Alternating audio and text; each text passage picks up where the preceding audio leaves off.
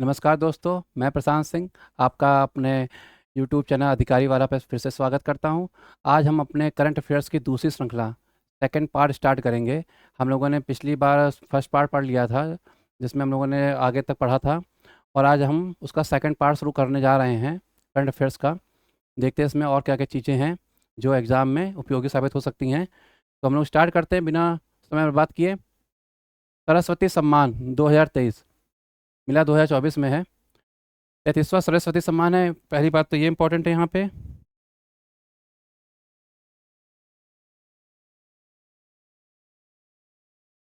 33वां, और ये प्रभा वर्मा को मिला है रौद्र सात्विकम के लिए। रौद्र सात्विकम के लिए मिला है। साहित्य अकादमी फेलोशिप से सम्मानित किया गया है किसके? रस्किन बॉन्ड को। ये उत्तराखंड के अल्मोड़ा में पैदा हुए थे रस्किन बॉन्ड। तो इस समय तो काफ़ी बुजुर्ग टाइप के हो गए हैं, हमें लगता है 90 के आसपास हैं ये। तो उनके घर जाकर ये सम्मान इनको दिया गया है। फेलोशिप सम्मान जो है साहित्य अकादमी का फेलोशिप, इनके घर जाकर इनको सम्मानित किया गया है। ज्ञानपीठ पुरस्कार, ये 98वां ज्ञानपीठ पुरस्कार है। जो गुलजार, जो लिरिक्स लिखते हैं पिक्चरों में, और जगत गुरु जो है राम भद्राचार्य, इनको दिया गया है। इंपॉर्टेंट है, ज्ञानपीठ पुरस्कार पूछा जाता है अधिकतर। चमेली देवी जैन पुरस्कार, ये पत्रकारिता के क्षेत्र में दिया जाता है। पत्रकारिता के क्षेत्र में। तो ये किसे दिया गया? ग्रीष्मा ठाकुर को और रितिका चोपड़ा को। ये तमिलनाडु की हैं, इनको दिया गया है। बस ये इंपॉर्टेंट है, इसमें ज़्यादा चीज़ें होती नहीं हैं। भारत रत्न देख लेते हैं, इंपॉर्टेंट है।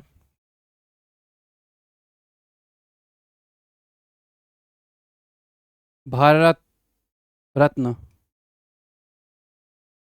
ये इस साल दिए गए हैं करीब 1 2 3 4 5 लोगों को, जिनमें से 2 जिंदा हैं, अभी जीवित हैं, और 3 को मरणोपरांत दिए गए हैं।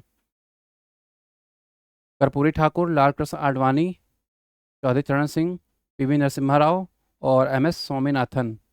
इनके बारे में, इन सब के बारे में आपने कुछ कुछ पढ़ा होगा। ये हरित क्रांति के समय थे। M S Swaminathan, PV Narasimha Rao ने एलपीजी स्टार्ट किया था। एलपीजी के लिए जाने जाते हैं, भारत के प्रधानमंत्री थे। 10 भाषाओं के जानकार थे। चौधरी चरण सिंह तो प्रधानमंत्री कुछ समय के लिए बने थे, और यूपी के मुख्यमंत्री भी रह चुके हैं। लाल कृष्ण आडवाणी प्रधानमंत्री थे अटल बिहारी वाजपेयी के शासनकाल में। और कर्पूरी ठाकुर तो जानते ही होंगे आप। पहली बार भारत रत्न कब दिया गया, ये कब कभी पूछ लिया जाता है, तो ये 1954 में दिए गए थे सबसे पहली बार, और 3 लोगों को मिले थे। तो सबसे पहले किसे मिला था? सर्वपल्ली राधाकृष्णन को, चक्रवर्ती श्री राजगोपालाचारी को, और सीवी रमन को। अभी अब आप सोच रहे होंगे कि सीवी रमन सबको 21 सन में मिला है, तो ऐसा क्यों है कि सिर्फ सर्वपल्ली राधाकृष्णन को नाम लिखा गया है? ये सबसे पहले उपराष्ट्रपति भी थे, इसलिए इनको दिया गया था। आगे बढ़ते हैं। ये कुछ चीज़ें हैं, इनके बारे में देख लेते हैं। भारत रत्न के साथ ही इंपॉर्टेंट है। Order of presidency for wearing, किस हिसाब से इनको पहना जाता है उस हिसाब से है। तो सबसे पहले भारत रत्न है, आता है ऑर्डर में। कभी कभी इनका क्रम पूछा जाए सबसे ऑर्डर में कौन कौन से आती हैं चीज़ें। तो पीवीसी, परमवीर चक्र, ठीक, ये युद्ध काल में दिया था परमवीर चक्र। परमवीर चक्र। अशोक चक्र शांति काल में दिया जाता है। कभी कभी पूछ लिया जाता है कि अशोक चक्र युद्ध काल में कौन सा सम्मान दिया जाता है, और शांति काल में। तो अशोक चक्र शांति काल में दिया जाता है। वीरता पुरस्कार है सबसे बड़े, पीवीएसएम, परम विशिष्ट सेवा मेडल। ये क्या है? ये है परम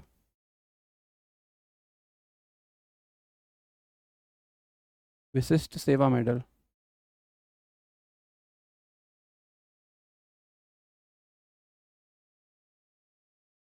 सेवा मेडल।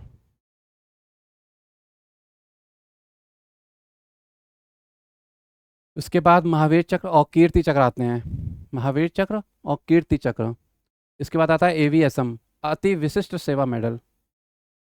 क्या है ये? अति विशिष्ट सेवा मेडल।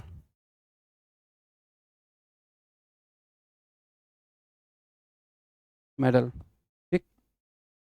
वीर चक्र और फिर शौर्य चक्र, उसके बाद सबसे अंतिम में आता है राष्ट्रपति द्वारा दिया गया पुलिस पदक, ठीक। पुलिस चक्र नहीं बोल के सिर्फ पुलिस पदक बोल सकते हैं, ठीक है, पुलिस पदक। ठीक, ये सब चीज़ें हैं, इंपॉर्टेंट है, इनका कम पूछा जाता है कभी कभी, तो इसको याद रखिएगा।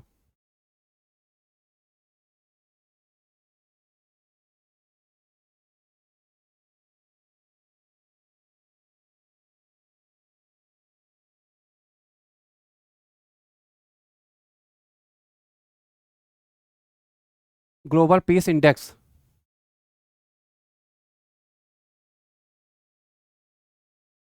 ये कुल 163 देश में शामिल हैं ग्लोबल पीस इंडेक्स में। पहले 3 देश कौन है शांति सूचकांक में, ये देख लेते हैं क्या क्या है। आइसलैंड, आयरलैंड और ऑस्ट्रिया। ऑस्ट्रेलिया नहीं है, ये ऑस्ट्रिया है, याद रखिएगा, बहुत लोग उसमें कंफ्यूज हो जाते हैं। तो आइसलैंड, आयरलैंड और ऑस्ट्रेलिया, ऑस्ट्रिया, ऑस्ट्रेलिया नहीं। भारत का कौन सा स्थान है पूछा जाता है कभी कभी, तो भारत का स्थान है 116वां। ठीक, तो ये इंपॉर्टेंट है, इसको याद रखिएगा आप। आगे बढ़ते हैं हम लोग। वैश्विक ऊर्जा संक्रमण, एनर्जी ट्रांसिशन के बारे में बताया गया है। तो उसका वैश्विक ऊर्जा संक्रमण सूचकांक क्या है, ये वर्ल्ड इकोनॉमिक फोरम द्वारा जारी किया जाता है, वर्ल्ड इकोनॉमिक फोरम द्वारा। ठीक, भारत का 63वां स्थान है, 63rd रैंक है। कुल 120 देशों को इसमें लिया गया है। तो कभी कभी पूछ लेते हैं कितने देशों को मिला है, तो 120 देशों को लिया गया इसमें। पहले 3 देश कौन कौन से हैं, डेनमार्क, स्वीडन, डेनमार्क और फिनलैंड। अधिकतर चीज़ों में यही पहले, दूसरे, तीसरे स्थान पर रहते हैं। आइसलैंड हो गया, स्वीडन, डेनमार्क, फिनलैंड, किसी भी चीज़ों में हो अधिकतर ये रहते हैं। ये स्कैंडिनेवियन देश हैं। ठीक, तो ये इंपॉर्टेंट है, तो इन पर ध्यान रखिएगा। आगे देखते हैं। पीटर हिग्स, ये भौतिक विज्ञान के प्रोफेसर थे, वैज्ञानिक थे। इनको नोबेल अवार्ड मिला था, किस लिए मिला था, गॉड पार्टिकल की खोज के लिए। हिग्स बोसान जो था, गॉड पार्टिकल, उसकी खोज के लिए इनको मिला था, इसीलिए नाम से हिग्स बोसान, बोस के नाम से वो बोसान हो गया, और हिग्स पीटर हिग्स के नाम से। तो हिग्स बोसान गॉड पार्टिकल की खोज के लिए इनको नोबेल मिला था। 54 वर्ष की आयु में इनका निधन हो गया है, इसलिए इंपॉर्टेंट है। ठीक, साइमन मैक, भारत की पहली artificial intelligence AI universal, AI university के कुलपति, चांसलर नियुक्त किए गए हैं। ठीक है, कुलपति नियुक्त किए गए हैं कौन, साइमन मैक नियुक्त किए गए हैं, इसलिए याद रखिएगा। ये पूछा जा सकता है, इंपॉर्टेंट भी है, क्योंकि आजकल एआई पर चीज़ें ज़्यादा पूछी जा रही हैं।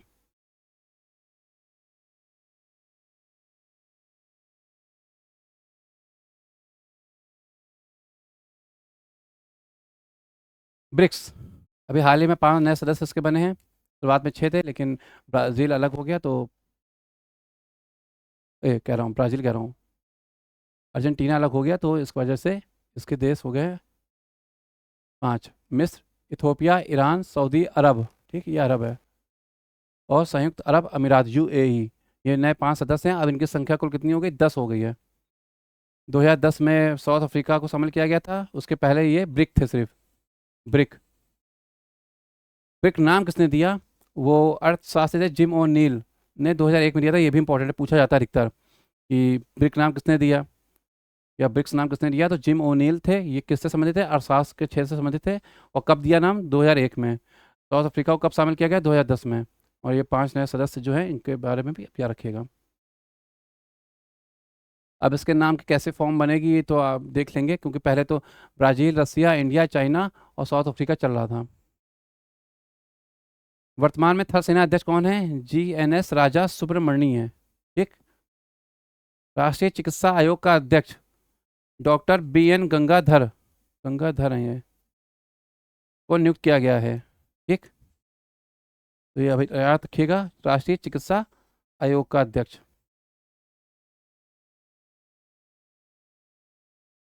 आदित्य L1 मिशन इंपॉर्टेंट है, सूर्य के अध्ययन के लिए भेजा गया है, इसलिए इंपॉर्टेंट है काफ़ी। लैग्रेंजियन बिंदु L1 पर स्थित है, तो ये याद रखिएगा, L1 बिंदु पर स्थित है। अंतरिक्ष यान को इस बिंदु पर L1 के चारों ओर एक चक्कर पूरा करने में कितने दिन लगते हैं, ये इंपॉर्टेंट है, तो 178 दिन लगते हैं L1 के चारों ओर एक चक्कर पूरा करने में, एक चक्कर पूरा करने में।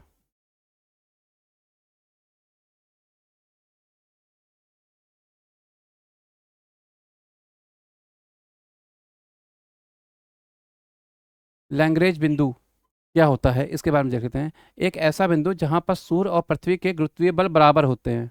इसका मतलब क्या है, देख लीजिए पहले। देखिए जैसे ये सूर्य है,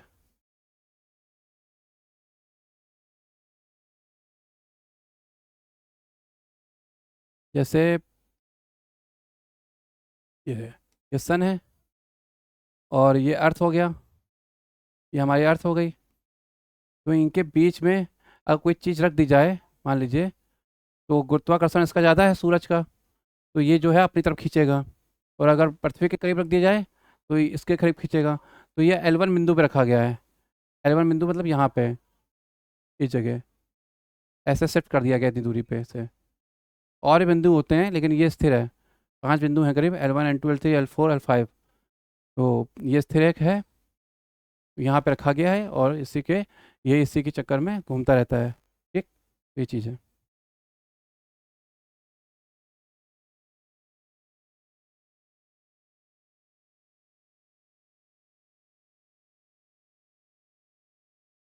ब्रिटेन की पहली महिला वित्त मंत्री राचेल रिव्स बनाई गई हैं। अभी हाल ही में पीएम बने हैं जो कीर स्टामर, ब्रिटेन के प्रधानमंत्री हैं, और वित्त मंत्री कौन है, राचेल रिव्स हैं। तो इम्पोर्टेंट है, पूछा जा सकता है। विश्व जनसंख्या दिवस कब मनाया जाता है, 11 जुलाई को। इसकी थीम क्या थी ये बताइएगा आप कमेंट करके। भारत के नए विदेश सचिव नियुक्त किए हुए हैं विक्रम मिस्री। ये इंपॉर्टेंट है क्योंकि विदेश सचिव हैं, मंत्री तो आजकल खूब सुर्खियों में रहते हैं, जयशंकर प्रसाद। तो ये भी जयशंकर प्रसाद नहीं, एस जयशंकर। तो ये भी इंपॉर्टेंट है, तो इनको भी आप ध्यान रखिएगा। आर्थिक सर्वेक्षण 2023-24 के अनुसार 2024-25 के लिए अनुमानित जीडीपी की वृद्धि दर क्या है, तो वो है 6.5 to 7%। ज़्यादा खास नहीं है लेकिन पूछा जा सकता है। अंतर्राष्ट्रीय ओलंपिक समिति द्वारा किसे ओलंपिक ऑर्डर से सम्मानित किया गया है, तो वो है अभिनव बिंद्रा।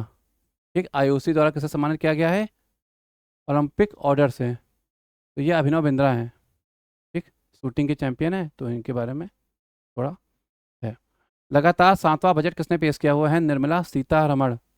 इन्होंने वित्त मंत्री जो मोरारजी देसाई थे, अब तक इनके बजट पेश करने के पहले तक सबसे ज़्यादा बजट इन्होंने पेश किए थे, 4 बजट।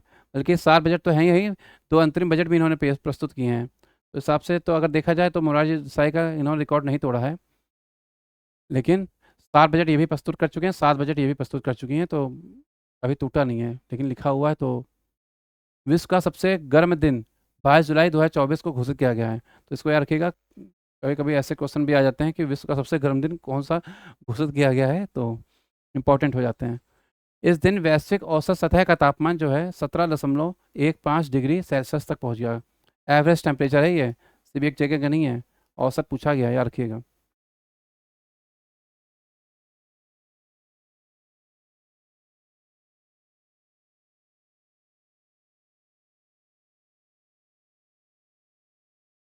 खान क्वेस्ट क्या है, प्रश्न आ सकता है कि खान क्वेस्ट क्या है। तो ये एक सैन्य अभ्यास है जिसमें भारतीय सेना ने मंगोलिया के उलान बटोर में भाग लिया है। ठीक, अब तक तो ले लिया है।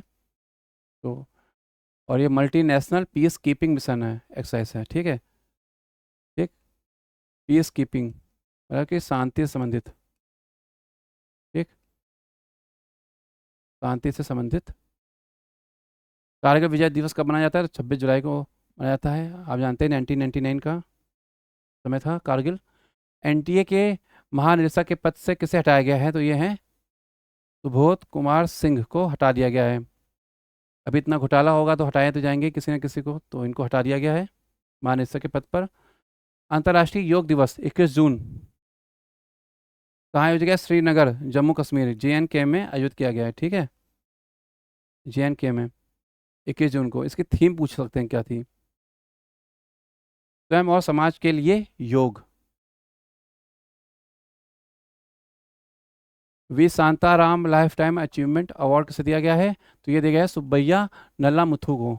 इंपॉर्टेंट है, पूछा जाता है। फ्रेंच ओपन, ये तो हमेशा आते हैं, तो इनके लिए तो कोई ये नहीं है कि एक ओपन तो आएगा ही आएगा।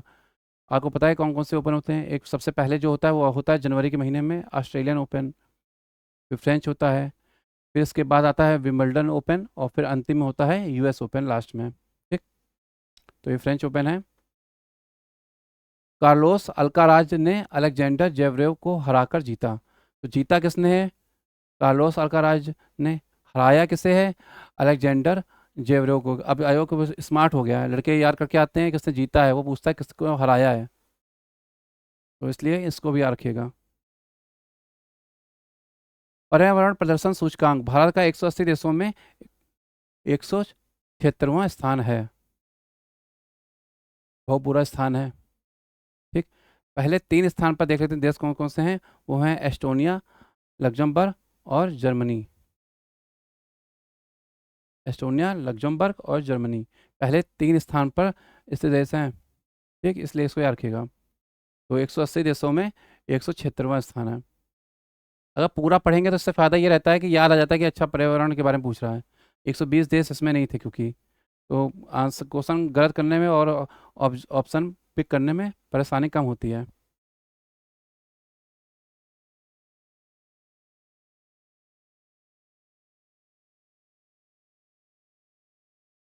लैंगिक समानता सूचकांक क्या है?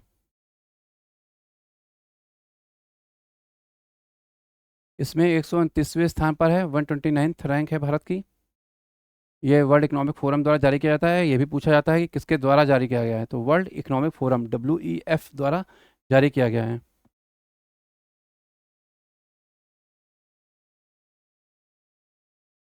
पहले 3 स्थान पर देश वही स्कैंडिनेवियन कंट्री हैं जो आइसलैंड, फिनलैंड और नॉर्वे। अगर और शेष 10 देशों में अधिकांश देश कौन से हैं? यूरोपीय हैं। जाहिर सी बात है, 3 तो यही हैं। फिर ब्रिटेन का नाम भी होगा कहीं ना कहीं 10वें नंबर पे, तो इस हिसाब से ये है। अगर कभी पूछा जाए कि स्कैंडिनेवियन कंट्री कौन कौन सी हैं,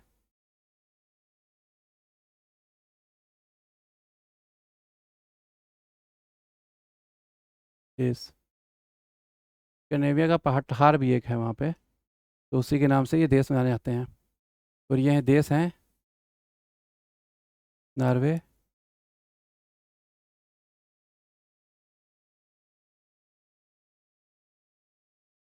नॉर्वे, स्वीडन,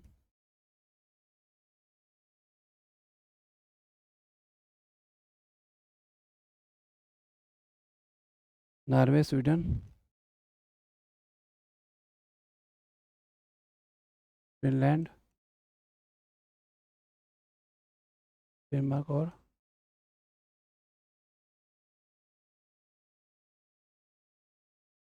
आइसलैंड। ये 5 कंट्रियां हैं, इन्हीं के नाम हमेशा सुर्खियों में रहते हैं। ये समय समय पर बारी बारी किसी न किसी देश में ये आते रहते हैं। कोई शांति सूचकांक में होगा, कोई प्रेस स्वतंत्रता सूचकांक में होगा, कोई किसी पर्यावरण सूचकांक में जैसे हैं, और भी काफ़ी इंडेक्स होते हैं। उनमें यही 5 कंट्रियाँ ये पहले दूसरे तीसरे स्थान पर रहती हैं अधिकतर। जैसे इसमें भी 3 कंट्रियाँ तो इसी में है, आइसलैंड, फिनलैंड, नॉर्वे। ठीक, तो ये स्कैंडिनेवियन कंट्री हैं। स्कैंडिनेवियन देश हैं कितने? 5। तो ये हैं, इनके नाम भी याद रखिएगा। मानव विकास सूचकांक 2023-24 UNDP द्वारा जारी किया गया है। भारत का जो SDI इंडेक्स है उसमें 134वां स्थान है, और कभी कभी स्कोर आ जाता है तो ये है 0.644। ठीक, 2022 में जारी किया गया है, 2023-24 के लिए। ठीक है, पहले 3 स्थान पर देश देख लीजिए फिर से, स्विट्जरलैंड, नॉर्वे और आइसलैंड है। ठीक, हाल ही में स्लोवेनिया ने फिलिस्तीन को एक स्वतंत्र देश के रूप में मान्यता दे दी है। बस ये इंपॉर्टेंट है कि इस देश ने अगर दी है तो वो स्लोवेनिया है। और भी देश है जैसे नॉर्वे, स्पेन, आयरलैंड ने भी मान्यता दी है। जो जो देश इसराइल को पसंद नहीं करते हैं, उसकी नीतियों को पसंद नहीं करते हैं, वो देश किसी अन्य देश को मान्यता दे देते हैं। तो फिलिस्तीन के जो एक डेटा है उसके अनुसार 142 देश से मान्यता दे चुके हैं। ये इंपॉर्टेंट नहीं, बस इंपॉर्टेंट यही है कि स्लोवेनिया ने फिलिस्तीन को एक स्वतंत्र देश के रूप में मान्यता दी है, बस। ये क्वेश्चन इंपॉर्टेंट है, पूछा भी जा सकता है कि स्वीडन जो है नाटो का 32वां सदस्य बन गया है। स्वीडन, ठीक, 32वां सदस्य बन गया है नाटो का। इसके नाटो की स्थापना कब हुई थी? 1949 में हुई थी। इसका हेडक्वार्टर कहाँ है? ब्रुसेल्स, बेल्जियम में है। इसके महासचिव पूछ सकते हैं, तो जेंस स्टोलनबर्ग हैं। ठीक, नाम याद रखिएगा, इंपॉर्टेंट है, पूछा जाता है समय समय पर। जिबूती ने मलेरिया फैलाने वाले मच्छरों से लड़ने के लिए आनुवांशिक रूप से संशोधित मच्छरों को छोड़ा है। मतलब जेनेटिकली मॉडिफाइड मच्छर हैं ये, मॉस्किटोस हैं, उनको छोड़ा है जिबूती ने।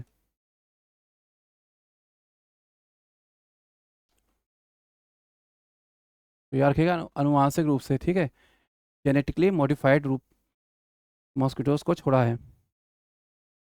ग्लोबल डेमोक्रेसी इंडेक्स क्या है? तो ग्लोबल डेमोक्रेसी इंडेक्स 2023 में भारत का स्थान कौन सा है? 41वां है। ये किसके द्वारा जारी किया जाता है? तो ये इकोनॉमिक इंस्टीट्यूट द्वारा जारी किया जाता है, इकोनॉमिक इंटरनेशनल द्वारा, ठीक। और पहले मैं बता चुका हूँ कि यही देश होते हैं, देखिए इसमें भी यही है, नॉर्वे, न्यूजीलैंड और आइसलैंड। तो इनका क्रम याद रखिएगा, नॉर्वे, न्यूजीलैंड और आइसलैंड पहले 3 स्थान पर देश हैं। भारत का कौन सा स्थान है? 41वां स्थान है। World press freedom index.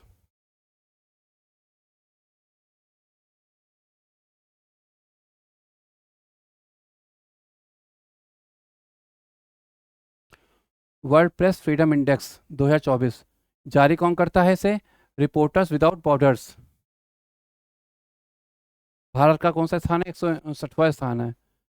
और प्रेस फ्रीडम इंडेक्स बताया था मैंने, पत्राचार संस्थान में जो अगर देखा जाए तो नॉर्वे, डेनमार्क, स्वीडन ही आते हैं पहले नंबर पे, ठीक। तो नॉर्वे, डेनमार्क और स्वीडन पहले 3 स्थान पर हैं। भारत का 169वां स्थान है। कभी कभी अंतिम देश पूछ लेते हैं, क्योंकि इसको लोग नगण्य मार के छोड़ देते हैं। तो अंतिम देश इरिट्रिया है, 180th कंट्री, ठीक। वर्ल्ड हैप्पीनेस इंडेक्स भारत का कौन सा स्थान है? 126वां स्थान है 2024 के। वर्ल्ड हैप्पीनेस इंडेक्स 2024 में भारत का स्थान कौन सा है? 126वां है। और पहले 3 देश पे कौन है? फिनलैंड, डेनमार्क और आइसलैंड, ठीक। फिनलैंड, डेनमार्क और आइसलैंड। अंतर्राष्ट्रीय सौर गठबंधन ISA, इंटरनेशनल सोलर अलायंस से कहते हैं ईसा। पैराग्वे को 100वें देश के सदस्य के रूप में बनाया गया है। और स्थापना इसकी 2015 में हुई हुई थी, कोप 21 में, पेरिस में, ठीक। 2015 में मोदी जी गए थे, तो उन्होंने इसके बात की थी और स्थापना की थी। तो इसका मुख्यालय आप जानते हैं कहाँ पे है? गुड़गांव में है अपने, गुरुग्राम में। टक 003 क्या है? ये डेंगू का नया टीका है। इसे क्यू डेंगा नाम से भी जाना जाता है। ये क्यू डेंगा मतलब क्यू डेंगा, ठीक। तो इसको भी याद रखिएगा, टक 003। पूछ सकते हैं कि टक 003 किससे संबंधित है, या हाल ही में चर्चा में रहा शब्द क्या है? तो डेंगू का एक नया टीका है।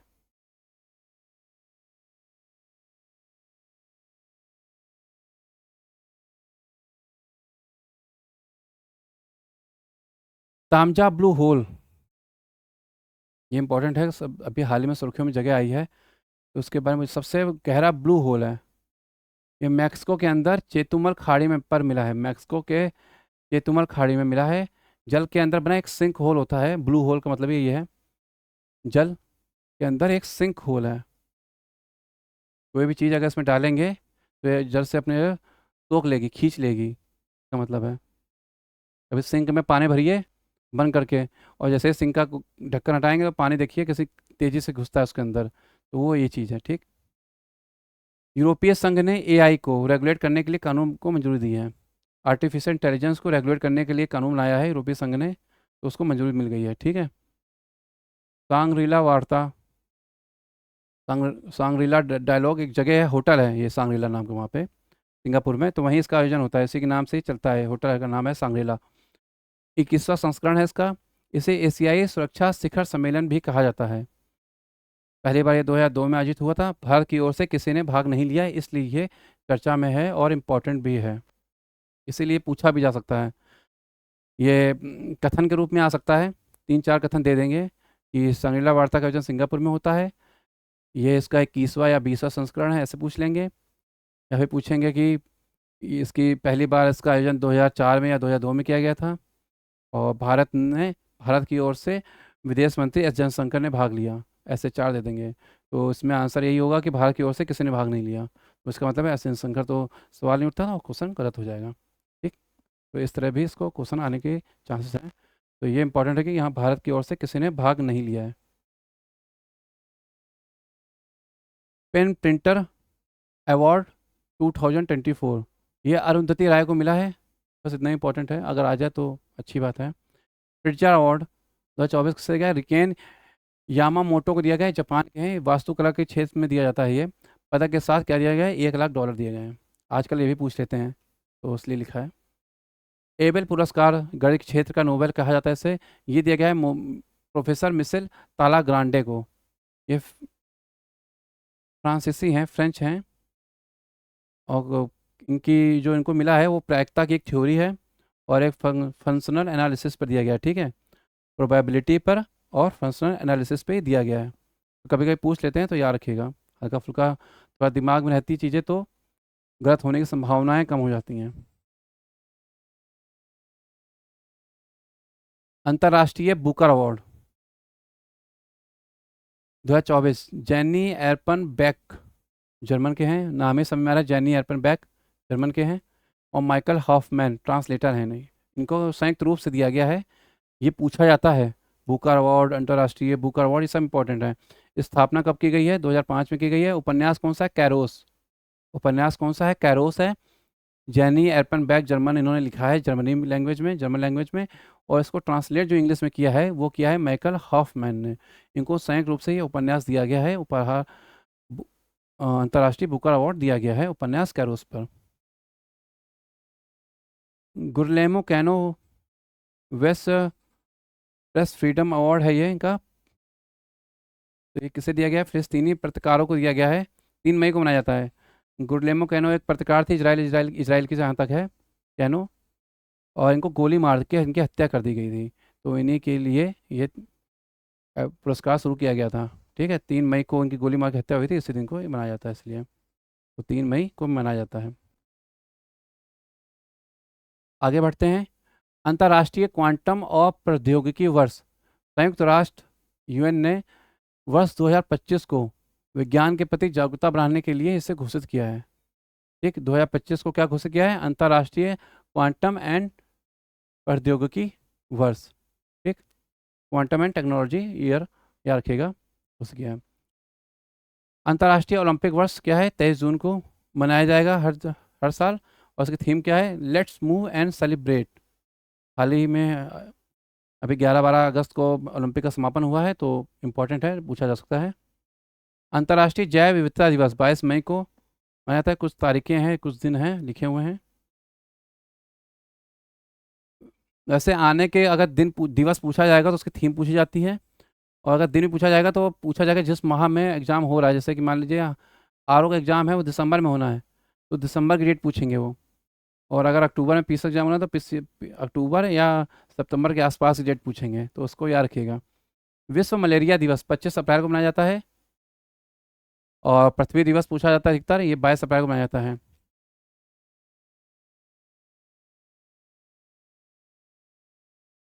विश्व पार्किंसंस दिवस मनाया जाता है 11 अप्रैल को। इसकी थीम थी इस बार मेक इट ब्लू, इसलिए इंपॉर्टेंट है। सिविल सर्विस डे पूछा जाता है, जैसे इंपॉर्टेंट है, बताइएगा कमेंट करके कब मनाया जाता है। और इसी तरह पूछा जाता है पंचायती राज दिवस, वो भी अप्रैल में होता है, तो वो भी इंपॉर्टेंट है। और भी ऐसे दिवस हैं काफ़ी पूछे जाते हैं, तो उनके बारे में भी इम्पोर्टेंट है, याद कर लीजिएगा। और क्यों मनाए जाते हैं ये भी इम्पोर्टेंट है, तो इसके बारे में भी पढ़ लीजिएगा। गोल्डमैन एनवायरनमेंट अवार्ड 2024, ये आलोक शुक्ला को दिया गया, छत्तीसगढ़ के हैं। क्यों दिया गया है गोल्डन मैन एनवायरनमेंट का अवार्ड? जाहिर सी बात है कि एनवायरनमेंट का अवार्ड है, पर्यावरण के किसी कार्य के लिए मिला होगा इनको। तो ये हसदेव अरण्य के जंगलों को बचाने के लिए दिया गया है। ये जंगल कहाँ है? छत्तीसगढ़ में है, हसदेव अरण्य। अरण्य का मतलब होता है जंगल। ठीक, को बचाने के लिए दिया गया, आलोक शुक्ला को दिया गया है, याद रखिएगा, इंपॉर्टेंट है। पुलित्जर अवार्ड 2024 जनसेवा के क्षेत्र में किसे दिया गया है? कैलिफोर्निया के प्रो पब्लिका के पत्रकार को। ये प्रो पब्लिका एक न्यूज़ एजेंसी है वहाँ कैलिफोर्निया में, उसको दिया गया है। फिल्म फेयर अवार्ड 2024, अब तो 2024 में आईफा पूछा जाएगा, फिल्म फेयर भी पूछे जा सकते हैं, लेकिन आईफा का भी वितरण हो चुका है। तो फिल्म फेयर अवार्ड देखते हैं हम लोग पहले। 2024 बेस्ट फिल्म मिली है 12th फेल को। ये मनोज जो जी हैं, मनोज शुक्ला जी, उन पर है ये है। बेस्ट डायरेक्टर भी इन्हीं यही है, विदु विनोद चोपड़ा, इन्होंने ही 12th फेल का डायरेक्टर किया है, तो ये है। Best actor animal Ranbir Kapoor को दिया गया है। बेस्ट फिल्म क्रिटिक्स में अगर देखा जोराम है, ये इसके जो डायरेक्टर हैं वो हैं Devashish Makhija. Life time achievement award किसको दिया गया है? डेविड धवन को दिया गया है। अधिकतर लोग जो अपना जीवन समर्पित करते हैं पिक्चरों के लिए, उन्हीं को लाइफ टाइम अचीवमेंट अवार्ड दिया जाता है।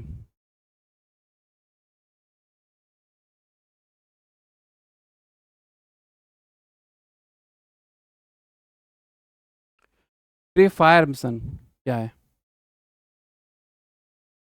ये नासा के द्वारा लॉन्च किया गया पहली महत्वपूर्ण महत्वपूर्ण बात तो ये है।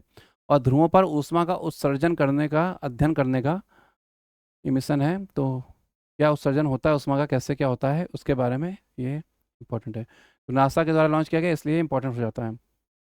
अंतरिक्ष में 1000 दिन का सफ़र पूरा करने का रिकॉर्ड जो है रूसी यात्री आलेक कोनोनेंको बने हैं, जो दुनिया के पहले अंतरिक्ष यात्री हो गए हैं। ठीक है, तो 1000 दिन का सफ़र किसने पूरी किया है? रूसी हैं पहली बात तो, और आलेक कोनोनेंको।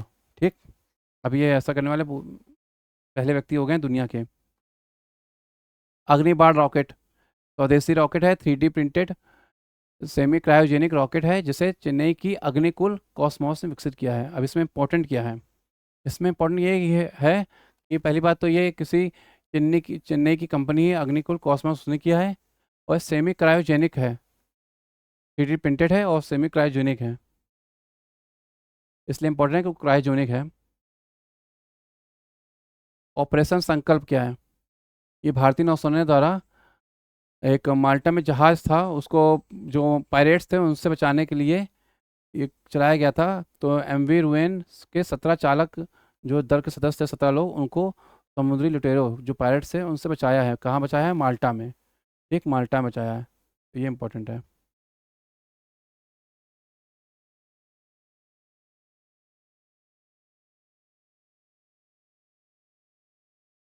काम्या कार्तिकेयन क्या है? माउंट एवरेस्ट पर चढ़ने वाली सबसे युवा पर्वतारोही बन गई हैं। तो काम्या कार्तिकेयन का नाम याद रखिएगा, पूछा जा सकता है। ज्योति रात्रे, ये इंपॉर्टेंट है। ये क्यों इंपॉर्टेंट है बताता हूँ। ये माउंट एवरेस्ट पर चढ़ने वाली सबसे उम्र दराज महिला बन गई हैं, और इन्होंने संगीता बहल का रिकॉर्ड तोड़ा है। संगीता बहल पहले थी, शायद वो 53 साल या 54 साल की थी। और ये जो सबसे उम्र दराज महिला बन गई हैं ज्योति रात्रे, ये शायद 55 साल की हैं। तो इस हिसाब से ये सबसे बुजुर्ग महिला हो गई हैं जिन्होंने माउंट एवरेस्ट पर चढ़ने का रिकॉर्ड तोड़ा है। फोर्ब्स की अरबपति की सूची क्या है देख लेते हैं बिलियनियर की। वो हैं फ्रांस के हैं बर्नार्ड एर्नोल्ट, और एलन मस्क अब दूसरे स्थान पर आ गए यूएसए के। मुकेश अंबानी का 9वां स्थान है, अभी भी टॉप 10 में बने हुए हैं। नेक्स्ट, मैन 5CV क्या है? ये मेनिनजाइटिस का टीका है, तो इसलिए इम्पोर्टेंट है। ये नाइजीरिया के एक वैक्सीन बनाने वाला विश्व का पहला देश हो गया है। ठीक, इसलिए भी इम्पोर्टेंट है। नाइजीरिया विश्व का पहला देश है जिसने ये मेनिनजाइटिस का टीका बनाया है। WHO का लक्ष्य है कि 2030 तक मेनिनजाइटिस का उन्मूलन कर दिया जाएगा। गुट निरपेक्ष आंदोलन 19वां शिखर सम्मेलन युगांडा की राजधानी कंपाला में आयोजित किया गया है। तो काफ़ी कम फेमस रहता है ये नाम, इसलिए इम्पोर्टेंट है। 19वां शिखर सम्मेलन हुआ है, कहाँ हुआ है? युगांडा की राजधानी कंपाला में। इसका मतलब है कि वहीं के प्रधानमंत्री या राष्ट्रपति ने इसका आयोजन किया होगा। इस समय इसमें सदस्य कौन हैं? 120 देश सदस्य हैं, और ये विकासशील देशों का गठबंधन है। ये आप जानते होंगे कि इसका गठन जो है, जब शीत युद्ध चल रहा था तो दो गढ़ थे, एक अमेरिका और एक सोवियत संघ। तो जो देश अभी अभी स्वतंत्र हुए थे 1947 में, और पहले भी बाद में, वो देश इसमें शामिल हो गए कि हम किसी के गठबंधन में नहीं रहेंगे, अपना एक स्वतंत्र अस्तित्व बना के रखेंगे। तो उन्होंने अपना गठबंधन बनाया, किसी के खेमे में नहीं होंगे। पूंजीवादी खेमा और साम्यवादी खेमा के नाम से भी जाना जाता है इसे। तो एक किसी में शामिल नहीं हुए और अपनी एक अलग पहचान बनाई, तो वो है। आज का इसका महत्व कम है, तो अब ये बीच बीच में आता रहता है, बीच बीच में, इसलिए इंपॉर्टेंट हो जाता है। लोग इसको पढ़ते नहीं, भूल जाते हैं। विजंगम पोर्ट क्या है देख लेते हैं। ये केरल का पोर्ट है। ये पहला भारत का ट्रांसशिपमेंट पोर्ट के रूप में संचालित करने की अनुमति दी गई है। ठीक है, ट्रांसशिपमेंट पोर्ट के रूप में संचालित करने की से अनुमति दी गई है, इसलिए चर्चा में आया है। बस यही पूछा जाएगा विंझम पोर्ट कहाँ पे है, तो केरल में है। ग्लोबल यूनिकॉर्न इंडेक्स, जो $1 बिलियन की जो कंपनियां होती हैं उनको कहा जाता है यूनिकॉर्न। तो भारत में ये 67 हैं, कम हुई है इस बार संख्या इनकी। यूएसए में 703 है यूनिकॉर्न। चाइना में 340 है और इंडिया में 67 ही हैं सिर्फ, बताइए। और यूनिकॉर्न कैपिटल किसे बोला जाता है? सैन फ्रांसिस्को को बोला जाता है। चबहार बंदरगाह न्यूज में आता रहता है, ईरान में है ये। ओमान की खाड़ी में स्थित है। कभी कभी ईरान ना पूछ के ओमान की खाड़ी में पूछ लेते हैं, ज्योग्राफी का क्वेश्चन बना देते हैं। इसके दो उपबंदरगाह भी हैं, एक का नाम है शहीद कलंतरी और एक का नाम है शहीद बेहश्ती। तो बेइज्जती नहीं, बेइज्जती है, ठीक है। बेइज्जती ना समझिएगा, है बेहश्ती है। जो बेहश्ती का संचालन जो है 10 वर्षों के लिए भारत और ईरान के बीच समझौता हुआ है। तो ये इंपॉर्टेंट है, ठीक है। पूछ सकते हैं चबहार के दो जो उपबंदरगाह हैं कौन कौन से हैं, तो शहीद कलंतरी और शहीद बेहश्ती हैं। ओमान की खाड़ी में स्थित है ये। कुवैती दिनार जो है विश्व की सबसे मजबूत मुद्रा बन गई है। तो अगर देखा जाए तो एक दिनार वहाँ का हमारे यहाँ के 270 रुपये के बराबर है। 270 रुपये 5 पैसे के बराबर है वहाँ का। मतलब कि हम लोग जिस चीज़ के लिए यहाँ 270 रुपये खर्चा करते होंगे, उस चीज़ के लिए वो क्या $1 1 दिनार खर्चा करते होंगे। इसीलिए लोग भागते हैं और वहाँ कमाने जाते हैं, कुवैत, ओमान, ठीक, सऊदी अरब, यूएई, इसीलिए जाते हैं क्योंकि वहाँ की मुद्रा ज़्यादा शक्तिशाली है और पैसा ज़्यादा मिलता है।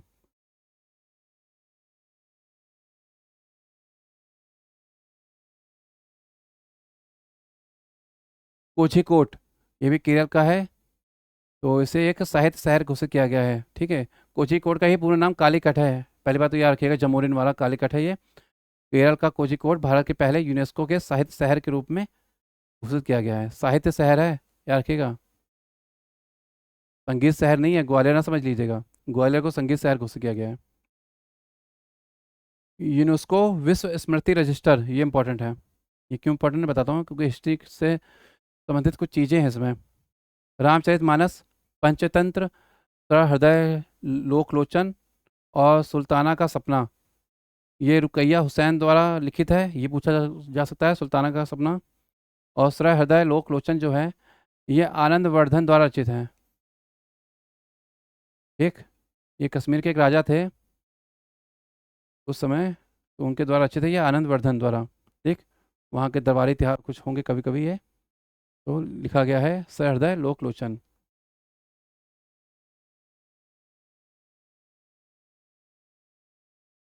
विश्व शिल्प नगर, श्रीनगर, जम्मू कश्मीर, जयपुर, मैसूर और मल्लपुरम है।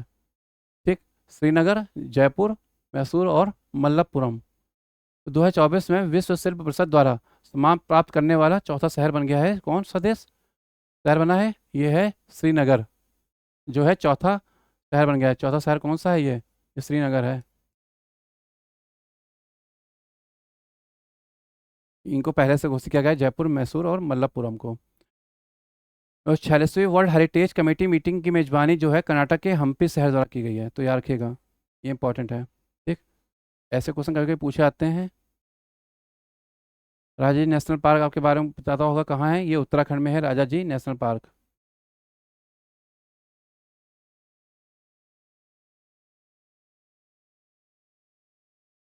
प्रोजेक्ट 76 क्या है? ये भारतीय नौसेना के लिए देश की पहली स्वदेशी डीजल इलेक्ट्रिक पनडुब्बी, डीजल इलेक्ट्रिक पनडुब्बी के डिजाइन और विकास पर काम कर रहा है। एक प्रोजेक्ट 76 के अंतर्गत कुल 12 पनडुब्बियां बनाई जाएंगी। तो ये पनडुब्बियों से संबंधित है प्रोजेक्ट 76, बस इतना महत्वपूर्ण है। संपूर्णता अभियान जो है नीति आयोग द्वारा जारी किया गया है।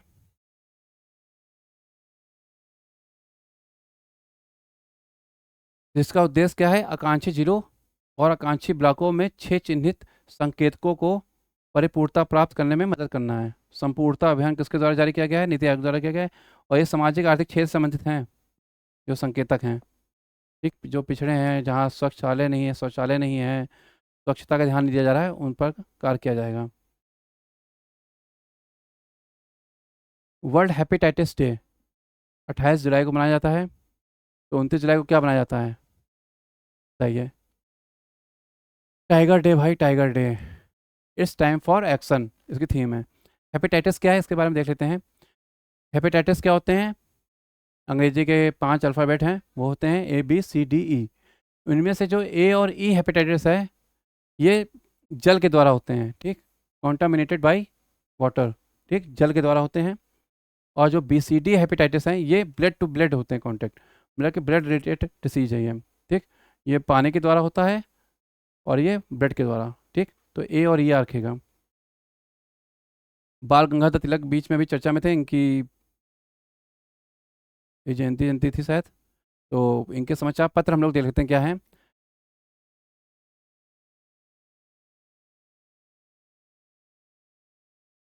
मराठा और केसरी, ठीक। बुक्स क्या है इनकी? गीता रहस्य और आर्कटिक होम ऑफ आर्यंस। जब जेल में थे, ये लिखा थी, दोनों किताबें इन्होंने लिखी थी, गीता रहस्य और आर्कटिक होम ऑफ आर्यंस। तो मराठा और केसरी इनके समाचार पत्र हैं। केसरी मराठी में है और मराठा अंग्रेजी में है, ठीक। INS किलान क्या है? ये प्रोजेक्ट 28 के तहत निर्मित एक एंटी सबमरीन वॉरफेयर कॉर्वेट है, कमारता श्रेणी का। तो याद रखिएगा, ये प्रोजेक्ट 28 के तहत है, कॉर्वेट है, वॉरफेयर कॉर्वेट, ठीक। कैल्शियम कार्बाइड को हम लोग CO2 के नाम से भी जानते हैं। इसका नाम जो है, एक मसाला के नाम से भी इसको जानते हैं। ये फलों को पकाने में यूज होती है, ये कैल्शियम कार्बाइड का प्रयोग।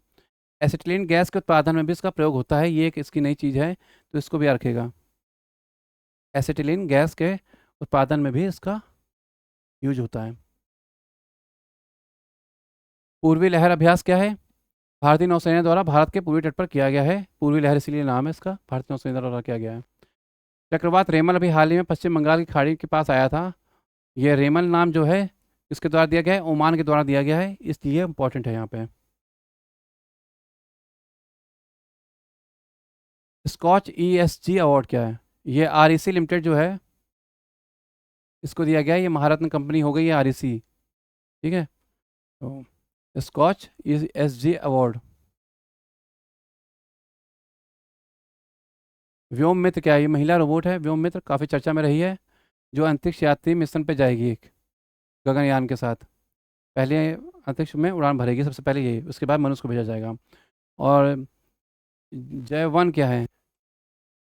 ये जीवन जो है, ये UAE का डेबिट कार्ड है, UAE का एक डेबिट कार्ड है J1।